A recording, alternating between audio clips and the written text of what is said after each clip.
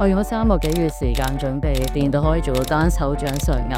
目的就係飛去首爾，挑戰成為香港第一個 StrongFirst 認證嘅女仔elite教練。我2015年開始接觸 Kettlebell 啦，2017年就為咗自我挑戰，就去咗台北考我第一張硬式壺鈴導師證書 StrongFirst Gear 1 Kettlebell Instructor。StrongFirst 一共有4個導師證書課程啦，分別係硬式壺鈴 SFG1、SFG2， 仲有 barbell 同埋 bodyweight 嘅。集齊呢4粒龍珠咧，就可以喺考最後一張嘅時候咧，挑戰成為最高級別嘅elite教練啦。2017年考完第一張之後咧，我嘅壺鈴力量之旅因為 Covid 被迫暫停咗。喺6-7年之後嘅2023-24年咧，我先分別考埋我嘅壺鈴 Level 2同埋 barbell 證書嘅。剩低最後一張 bodyweight 證書，我就定咗喺2025年嘅3月挑戰啦。咁如果好彩嘅話，我就可以達成目標。如果唔好彩嘅話咧，就由下次再嚟過啦。咁呢個咧就係我挑戰成為elite教練嘅故事。今日2月22號，距離我要飛南韓首爾考我嘅 StrongFirst Bodyweight 證書得返10日左右。我過去幾個月都好認真咁準備啦。我嘅教練 Jack 佢都非常之有耐性，同埋佢好有心機咁幫我處理我嘅 load 啦，同埋佢教咗好多技巧啦。咁所以整體嘅準備上面我都覺得係幾有信心嘅。咁我咧就有琴日有突發狀況，就係我嘅諗住我哋考 one arm push up 嘅黃金右臂，佢無啦啦開始有一個即係 rotator cuff 嗰啲痛啦，跟住我就非常之焦慮啦。我心諗我準備咗幾個月，突然之間開始痛，咁即係咩意思啊？咁不過經歷咗我嘅報復式瞓覺之後咧，佢基本上冇事咯。咁我就又好開心啦，因為似乎我希望啦，今日我嘅訓練可以順順利利。啱啱完咗最後一個同 Jack 嘅 swing session， 咁我哋練咗個 one arm push up 啦。咁今次特別啲咧，我哋咧想喺個底度停耐少少，因為到時佢會有個指令嘅，叫你上你先可以上咁樣。咁同埋表埋我其他嘅 Kettlebell 技術啦，即係可以再做得更好嘅地方，佢都唔會放過噶啦。咁佢就同我講話覺得我 ready 啦，咁我就好啊，好緊張啊！佢哋考試48個鐘，檢查一下自己嘅體重，安全過關，非常之好。過去1個月咧，我為咗準備3月首爾呢個 trip 咧，我每朝起身都會磅自己體重。咁同埋咧，我係好誠實嘅。如果我食爆咗咧，我就會直接承認責任。我唔知自己食咗幾多啊咁樣。如果我真係好乖做齊晒啲嘢，我先會俾剔自己嘅。咁咧就可以寫低今日啦。唔可以剔住嘅，因為你都未過完今日，你點知自己食成點係咪先？聽朝早機，而家執嘢。而家要做個大 J 人，暖包、咖啡、energy gel、foam roller， 因為見唔到酒店 fitness center 有，我當佢冇 protein， 仲有正常人唔會帶嘅，我會帶埋個磅。出發啦！我就早咗到。跟住咧，我要等 Elisa 班機，唔夠半個鐘啦，但係咧水牌都未出喎。Are we in a rush? No, we have like 20 minutes still. Okay, cool. Say hi. Hi. Elisa 係我喺台北考壺鈴 Level 2相識嘅朋友啦。咁當時大家都好怕個 snatch test 嘅，咁我就算考12kg 都好怯咁樣啦。但係咧，我就睇住佢用16kg 加完美技術輕鬆 KO 啦，咁真係睇到呆咗。咁所以我就好 inspire 啦，因為我第一次見到咁高水平嘅技術準備嘅。有幸喺幾日課程入面同 Elisa 成為朋友啦。咁我哋完咗課程之後翻到香港，平時我都有同佢 DM 傾偈。舊年咧，我就約埋一齊喺台北考我哋嘅 barbell 證書。今次咧，我哋就一齊去首爾考我哋最後一張 bodyweight 證書，一齊挑戰成為elite。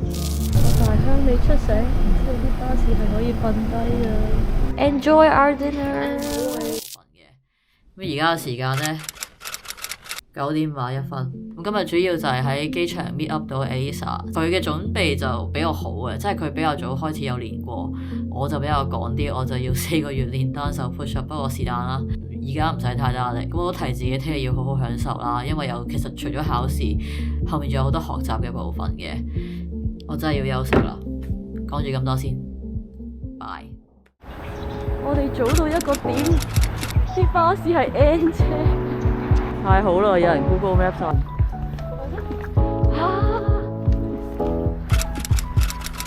What?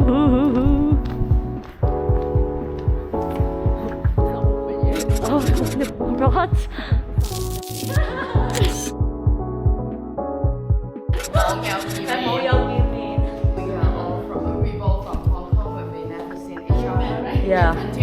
Yeah. And I didn't tell her. 大開食戒嘅時間到啦。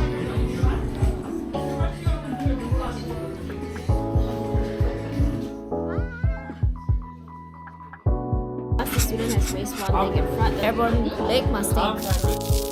今日 Shaw First Bodyweight 課程嘅第一日就完咗啦。咁今日主要係處理個 one arm push up 同埋個引體嘅。咁首先到咗會場見到好多香港同學啦，就好開心啦，雙贏啦，網友啦。之後咧，其實就係我本來今日嘅狀況係好惡劣一樣嘢咧，就係我其實琴晚一滴都瞓唔着啦。咁以考過咁多次 shot 嘅人嚟講，好有經驗係咪都會失眠呢？係會啦。咁所以就係我心入面已經覺得如果係一個即係你本來唔係超有把握嘅 item， 塞住面去考，咁你都係等補考算啦咁樣啦。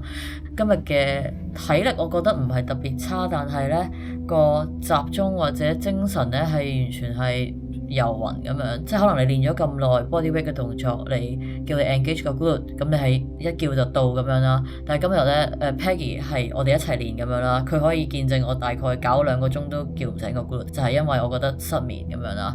總之到咗中午嘅時候，我覺得咁樣落去真係唔係辦法。lunch time 我放棄咗個 lunch， 我衝翻酒店咬咗2塊白包，飲咗個 protein， 跟住我諗住就當瞓半個鐘都好，都要瞓咁樣啦。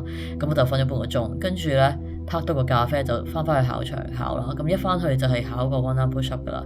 咁個過程咧，我簡稱就係其實我 black out 咗，我唔記得咗我自己點樣提自己去做嗰啲動作。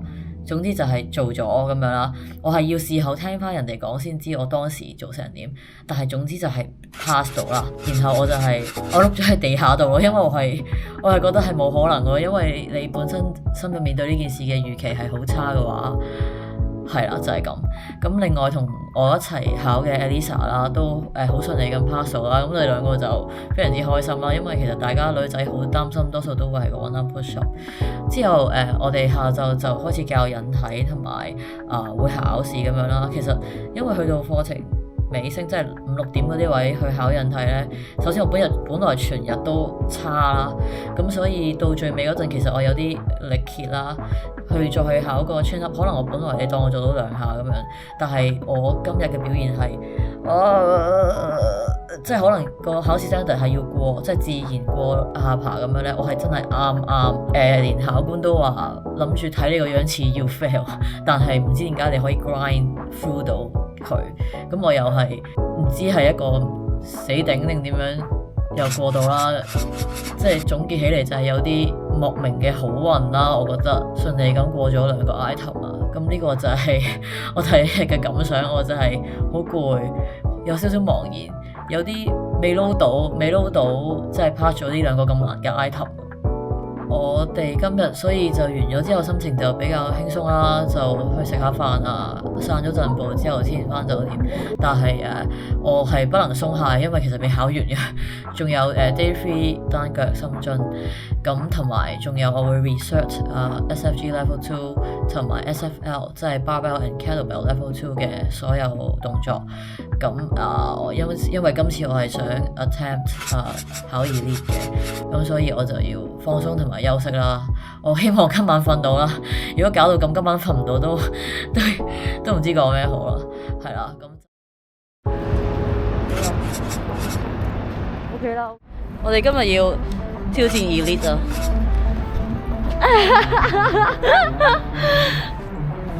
來 Go down. You just go down. You can share the bill with another.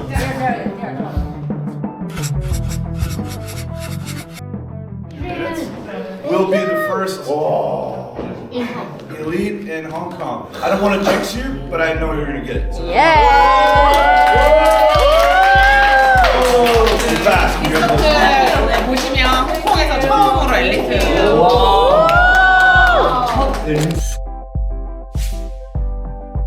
Okay, I bought you lunch watch it today. Yes. Thank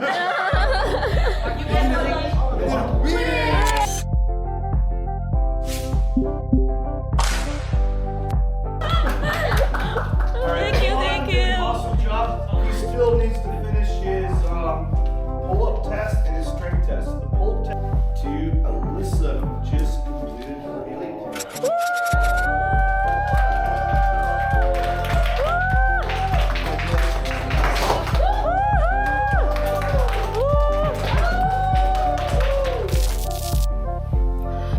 今日完咗 Strong First Bodyweight 課程嘅所有考試，咁我同 Elisa 兩個都順利咁樣攞晒 Strong First 4張證書，咁就攞到 Elite 嘅 title 啦，咁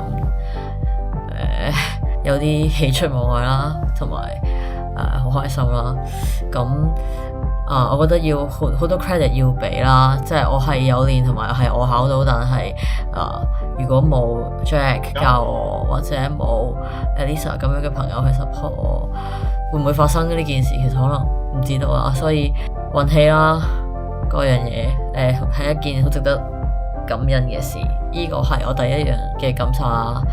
之後就要多謝嘅人好多啦，同埋係好開心嘅咁樣。詳細多啲嘅嘢，我可能返香港再慢慢整理同分享俾你哋睇。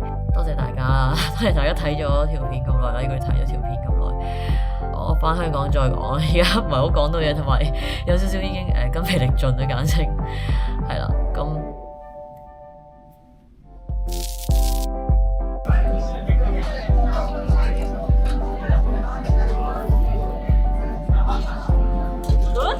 Very good? Good. Congratulations, Elisa. Congratulations.